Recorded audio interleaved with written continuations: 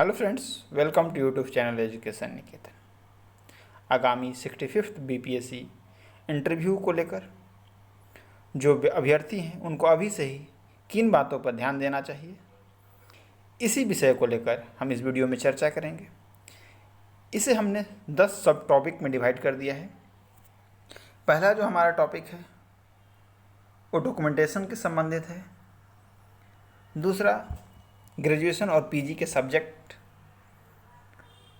तीसरा optional paper. चौथा है हॉबी। पांचवा है जॉब रिलेटेड क्वेश्चंस। सिक्स्थ है पोस्ट प्रेफरेंस। सेवेंथ है करंट टॉपिक्स। 8 है हमारा गैप रिलेटेड क्वेश्चंस। 9 है कि अगर आपने कोई स्पेशल कोर्स कर रखा है उससे संबंधित। और 10 है कैंडिडेट स्पेसिफिक क्वेश्चंस, जैसे कि आप क्या जिले से संबंधित प्रश्न, आपने जिस विद्यालय से पढ़ाई की है उसका बैकग्राउंड से संबंधित प्रश्न, अगर आप किसी अदर स्टेट से हैं तो उससे संबंधित प्रश्न, आप अगर गर्ल कैंडिडेट हैं तो उससे रिगार्डिंग क्वेश्चन, यानी कि कैंडिडेट स्पेसिफिक क्वेश्चंस को हमने 10वें नंबर पर रखा है। अब चूंकि ईडब्ल्यूएस का रिजर्वेशन बीपीएससी के सिविल सेवाओं में पहली बार लागू हुआ है, इसलिए इसके सर्टिफिकेट को लेकर बहुत तरह की भ्रांतियाँ या बहुत तरह के सवाल हैं जो कि इस कैटेगरी से कैंडिडेट ने मेंस दिया है।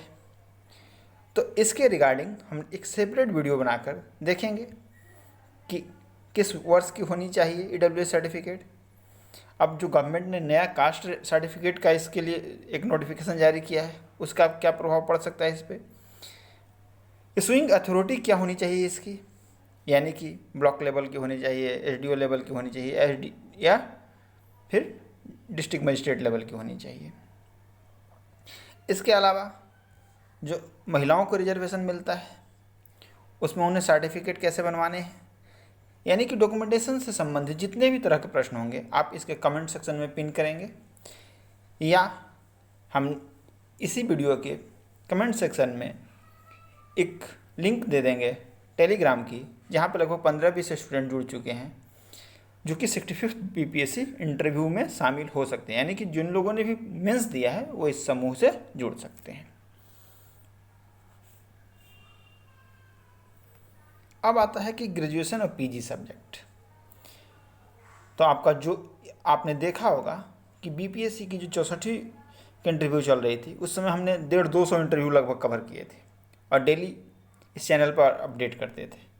उसमें ग्रेजुएशन के सब्जेक्ट और पीजी के सब्जेक्ट के संबंधित ढेर सारे प्रश्न पूछे जाते थे प्रत्येक कैंडिडेट से। आपके अपनी कॉलेज की बैकग्राउंड को देख लेना है, अगर कोई हिस्टोरिकल रेलेवेंस है उसका तो उसे देखने हैं। यानी आपको करना क्या है बेसिकली कि एक आप डायरी बना लें इसके लिए अभी से 65th बीपीएससी इंटरव्यू करके, उसमें हर टॉपिक के लिए 10 पेज रखें और उस पर जहाँ से आपको इन्फॉर्मेशन प्राप्त हो उसको उसमें राइट डाउन करते जाएं अभी से ही। इसके बाद आपका सब्जेक्ट का एडमिनिस्ट्रेशन में क्या रिलेवेंस है, इसी में अगर आपका ऑप्शनल पेपर और जो ग्रेजुएशन या पीजी का पेपर है अगर उसमें बहुत ज़्यादा डिफरेंस है, कोई सामंजस्य नहीं है, तो उसके लिए भी आप तैयार रहें कि ऐसा आपने क्यों किया, इसके पीछे रीजन क्या था आपका। तो इस तरीके के प्रश्नों के लिए आप तैयार रहेंगे।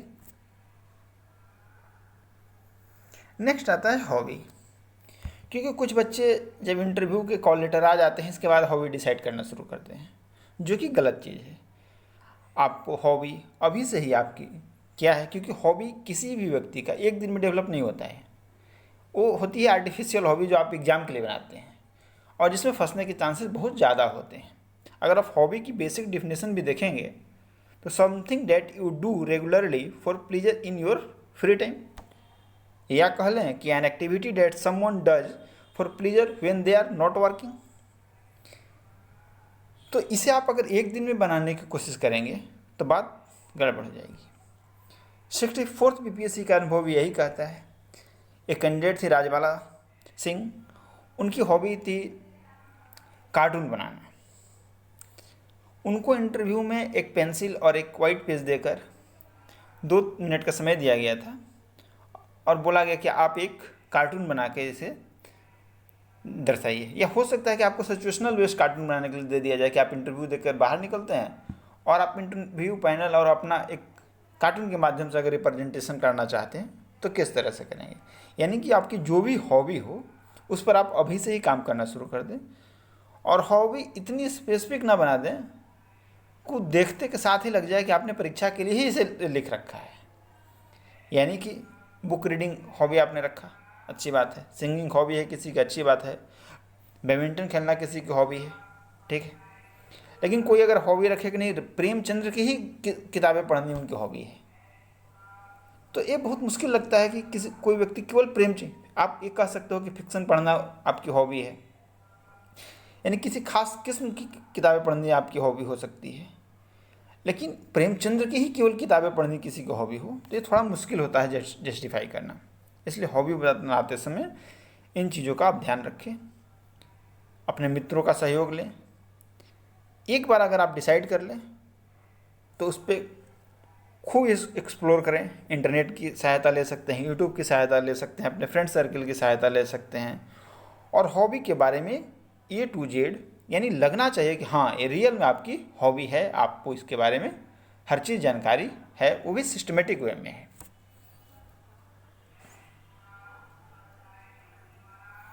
अब आता है जॉब रिलेटेड क्वेश्चन।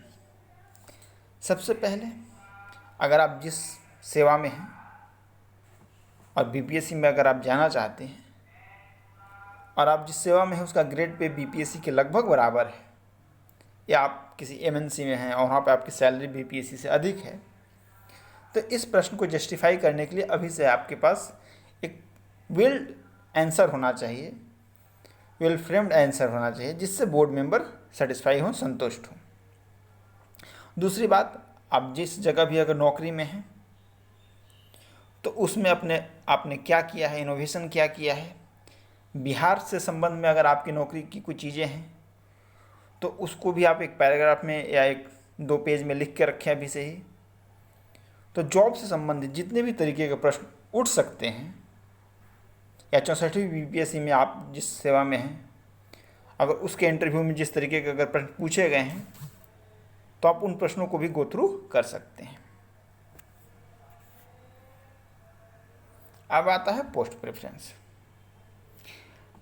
65वीं BPSC में लगभग 15 तरह के पोस्ट एडवर्टाइज किए गए थे। यह है पूरी लिस्ट जो 65वीं BPSC में जिन पदों के लिए भर्ती होने जा रही है।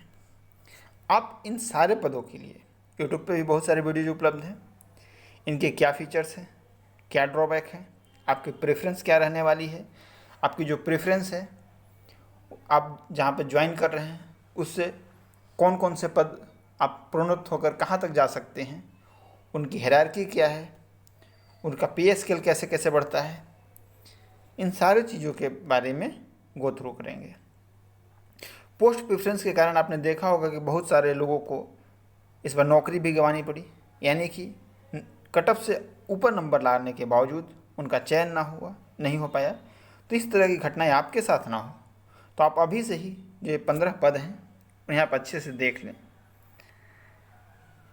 कि कौन किस लेवल का पद है, मिनिमम एज क्या है, आपकी एज क्या है, क्योंकि बहुत सारे पद ऐसे हैं जिनकी मिनिमम एज 20 है और बहुत सारे पद हैं जिनकी 22 है। तो अगर आपका एज 21 है तो आपको किस तरीके से प्रेफरेंस भरना है, कोई सीनियर हो या कोई सेलेक्टेड पर्सन हो आपकी जानकारी में, उनसे मदद लें, यूट्यूब चैनल्स की मदद लें जो हमने ग्रुप फॉर्म किया है, वहाँ पर अगर इससे संबंधित आपके कोई प्रश्न है तो उसे साझा करें।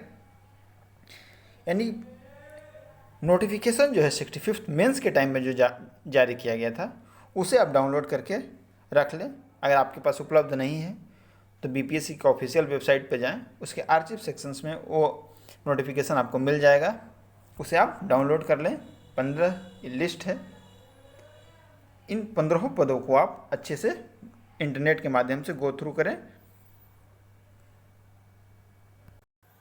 पोस्ट प्रेफरेंस में कोई एग्जैक्टली नहीं बताया जा सकता है कि ये पोस्ट इसके तुलना में बेटर है, क्योंकि अगर लेवल सेम है, मान लीजिए कि लेवल 7 की है, तो हो सकता है कि कोई पद आपके लिए बहुत सूटेबल हो, लेकिन अगले की जो पर्सनालिटी है, जो उसकी रिक्वायरमेंट है, उस हिसाब से वो पद सुटेबल ना हो। तो पद आपके अनुसार सुटेबल है कि नहीं, आप अपनी क्या आपकी रिक्वायरमेंट है और जॉब की क्या रिक्वायरमेंट है, दोनों को एक बार देख लें। इसके बाद ही पोस्ट प्रेफरेंस आपको किस तरीके से रखना है उसका चयन करें। पिछले 6 महीने के करंट टॉपिक्स, राजनीति में क्या है, स्पोर्ट्स से क्या है, राज्य व्यवस्था से अर्थव्यवस्था से संबंधित क्या है, कोविड की संबंधित क्या है, वैक्सीनेशन से संबंधित कौन कौन से इश्यूज हैं। यानी कि आप इसकी एक पूरी की पूरी एक लिस्ट तैयार कीजिए, कमेंट सेक्शन में करंट टॉपिक लिख के आपके दिमाग में जितने भी आते हैं आप साझा करें, ताकि जब हम एक करंट टॉपिक का एक वीडियो बनाएं तो उन सारे पहलुओं को हम समावेश कर सकें। क्योंकि हो सकता है कि अगर हम समावेश करें तो कुछ छूट जाए टॉपिक, लेकिन आप जब सारे लोग पार्टिसिपेट करेंगे तो मुझे लगता है कम से कम 40 से 50 टॉपिक हमारे पास उपलब्ध हो जाएंगे, जिनके बारे में हमें अच्छे से जानकारी होनी चाहिए। तो जो हमने ग्रुप फॉर्म किया है वहाँ भी आप करंट टॉपिक लिख के दे सकते हैं, या इस वीडियो के कमेंट सेक्शन में भी लिख सकते हैं पॉइंट वाइज फॉर्म में। इसके बाद जो सबसे सिरदर्द वाली बात होती है वो उन छात्रों के लिए होती है जिन्होंने ना कोई स्पेसिफिक डिग्री ले रखा है, ना वर्तमान समय में जॉब में है, और तैयारी करते समय हुए 7 से 8 साल हो चुके हैं। तो उनके मन में जो सबसे खौफनाक सवाल होता है कि गैप को किस तरीके से जस्टिफाई किया जाए।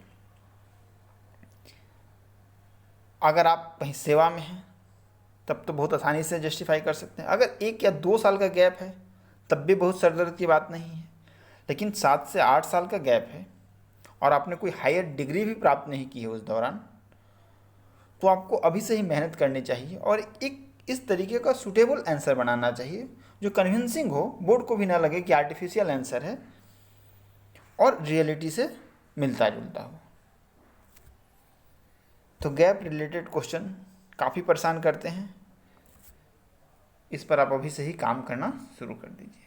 इसके बाद अगर आपने कोई स्पेशल कोर्स कर रखा है या स्पेशल सर्टिफिकेट लगा रखा है, यानी कि आपने एनसीसी का सी सर्टिफिकेट लगा रखा है और स्काउट का कोई सर्टिफिकेट लगा रखा है, तो उस सर्टिफिकेशन कोर्स के बारे में भी आपको जानकारी होनी चाहिए। जिस संस्था से भी आपने सर्टिफिकेट लिया है उसके क्या रिलेवेंस हैं, एडमिनिस्ट्रेशन में उसका क्या महत्व हो सकता है। और जो हमारा लास्ट सेक्शन है वो है कैंडिडेट स्पेसिफिक क्वेश्चन, यानी कि आपका ज़िला कौन सा है। अगर मान लो कि आप रोहतास ज़िले से हैं तो रोहतासगढ़ का क्या महत्व है। इसके बाद सासाराम का जो मकबरा है शेरशाह का, शेरशाह से संबंधित आपसे प्रश्न पूछे जा सकते हैं। अगर आप आरा से हो तो 1857 उनकी क्रांति, वीर कुंवर सिंह का भूमिका, यानी आप अपने ज़िले से कौन कौन से आपके ज़िले में टूरिस्ट प्लेस हैं पूछ दे कि अगर मैं आपके ज़िले में आना चाहूँ तो आप मुझे किन किन जगहों पे घुमाएंगे। तो इस तरीके के प्रश्नों के लिए आप अच्छे से तैयार रहें। आपके ज़िले का अगर विभाजन हुआ हो कभी तो उसे देख लें, या कोई स्पेसिफिक चीज़ हो आपके ज़िले के बारे में, या कोई ऐसी पर्सनालिटी हो जो काफ़ी चर्चा में रहे हो उस टाइम, तो इन चीज़ों को आप ध्यान रखेंगे। अगर आप अदर स्टेट कैंडिडेट तो बिहार क्यों आना चाहते हैं, इसका आपके पास एकदम क्लियर जवाब होना चाहिए।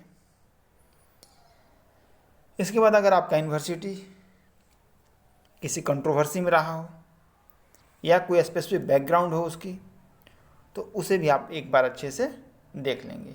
यानी स्पेसिफिक जितने भी क्वेश्चंस बन सकते हैं आपके रिगार्डिंग, उन सारे प्रश्नों को आप एक जगह राइट डाउन करेंगे कि हमारे जो डीएफ है उसमें कौन कौन से क्वेश्चन उठ सकते हैं। तो ये रहा, आज हमने सारे टॉपिक को ब्रीफ में देखा है। इससे 3-4 टॉपिक जो हैं उसको हम आगे एलोबरेट करेंगे। पहला डॉक्यूमेंटेशन से संबंधित और दूसरा करंट टॉपिक के संबंधित। करंट टॉपिक के संबंधित हमें लगता है कि हमारे पास 50 से 60 टॉपिक हो जाएंगे और हम 3 से 4 वीडियो में इंटरव्यू तक उसे साझा कर लेंगे। तब तक आपका जो भी ऑप्शनल पेपर है, क्योंकि हमने लगभग 150 से 200 बच्चों का इंटरव्यू कवर किया था 64th में, और एक अलग से प्लेलिस्ट बना रखी है 64th बीपीएससी इंटरव्यू, तो वहाँ पे भी आप जाकर कुछ वीडियोज़ को देख सकते हैं, ताकि आपको आइडिया लगेगा कि किस तरीके के प्रश्न हमारे ऑप्शनल पेपर से या हमारे जॉब से रिलेटेड 64th बीपीएससी में पूछा गया था। अगर आपको हमारा यह प्रयास अच्छा लगे तो इस वीडियो को लाइक करें और हमारे चैनल को सब्सक्राइब करें। धन्यवाद।